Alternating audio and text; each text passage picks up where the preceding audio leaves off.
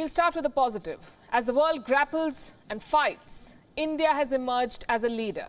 India is not just working on its domestic response, but also leading a global effort. And like most things these days, it began with a tweet.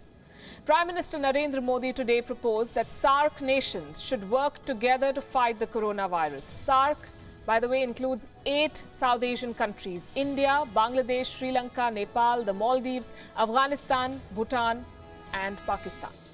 Prime Minister Narendra Modi suggested that this bloc of 8 South Asian countries should unite to create an effective strategy.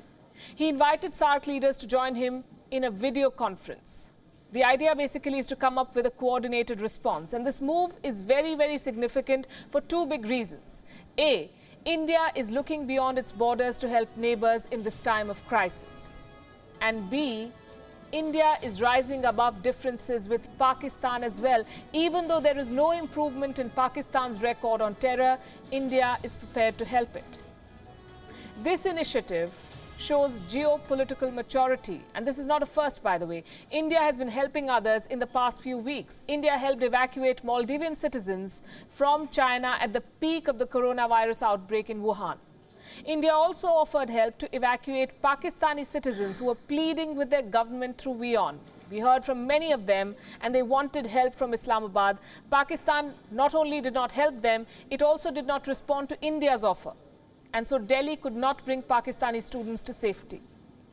It is at times like these that true leadership is tested, and India's offer is being welcomed and endorsed by its neighbors.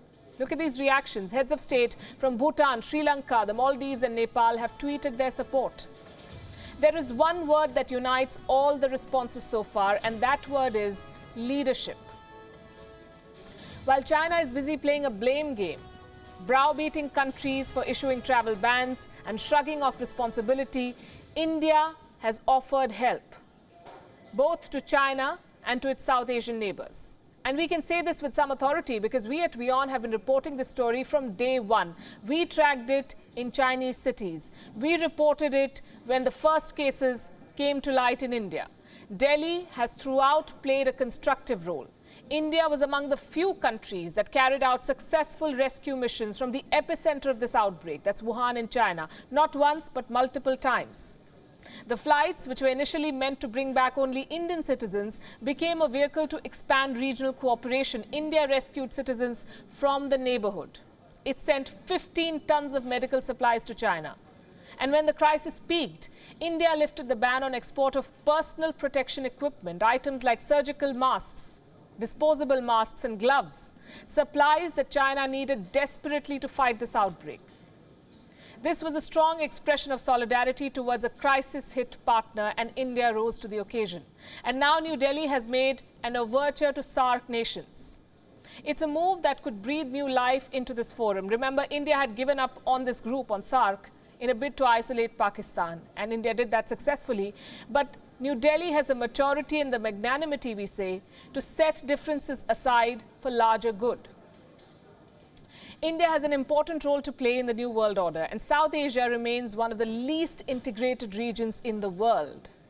This crisis, is an opportunity for India to revive a regional platform. It's an opportunity for India to use its diplomatic heft for regional good. And it's a much-needed step, because South Asia will be the worst hit by this virus. Why do we say this? Because the World Bank and the WHO published a report together in 2019. And the report said that a coronavirus-like outbreak could cost South Asia's GDP $53 billion. This is the kind of loss that no South Asian country can afford at the moment, $53 billion. SAARC countries make up around 1/5 of the world's population. They need substantial resources. They need efficient health systems to battle the coronavirus. Prime Minister Modi's initiative could enable these countries to pool their resources, to share the know-how and to fight as one force. And this initiative must be applauded for one more reason. It's a major political risk that the Indian Prime Minister is taking. He is lending a helping hand to Pakistan. It's a move that is fraught with risks. Plus, regional cooperation as a concept, as an idea, is losing political support the world over. I can give you two big examples. Britain's exit from the European Union is one example. America's decision to scrap the Trans-Pacific Partnership is another. Basically, countries are now looking inwards. They're serving their self-interest. And in this scenario, India's move to bring neighbors together is an example for the whole world.